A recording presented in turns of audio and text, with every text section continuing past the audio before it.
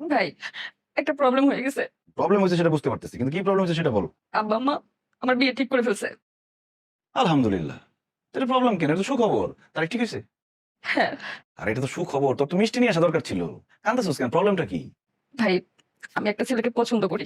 আমাদের 4 বছরের রিলেশন। ও মাই গড, 4 বছর ধরে একটা ছেলের সাথে সম্পর্ক। এটা রেখে তুই আবার আব্বা আমার পছন্দের ছেলের বিয়ে করতেছস? তাহলে এখন আমি কি করবো ভাইয়া? তুই, আমার মনে হয় কি, যে ছেলের ভালোবাসস তার বিয়ে করে ফেল, পরে যা হওয়ার হবে। তাহলে আব্বা আম্মা? অভিশাপে ধ্বংস হয়ে যাবি। বাপ মার মনে কষ্ট দিয়া বিয়ে করে জীবনে কেউ কোনোদিন সুখী হয় নাই। তার মধ্যে আব্বার হার্টের প্রবলেম। তুই যদি এরকম একটা কাজ করস, মানুষের কাছে আব্বা কত ছোট হবে বুঝতেছস? এই বাপ মা ছেলে মেয়েদেরকে বড় করছে বুড়া বয়সে মানুষের কাছে অপমান হওয়ার জন্য। ছি ছি ছি, এই কাজটা করা তোর একদম ঠিক হবে না। তাহলে আমি কি আব্বা আম্মার পছন্দে বিয়ে করে ফেলবো? আর ওই ছেলেটা, মিস্টার ওই কনফিউজ। ছেলেটার অপরাধ কি? আমার বোন হিসেবে আমি তোরে বলবো যে ওই ছেলেটার এই ক্ষতিটা করিস না।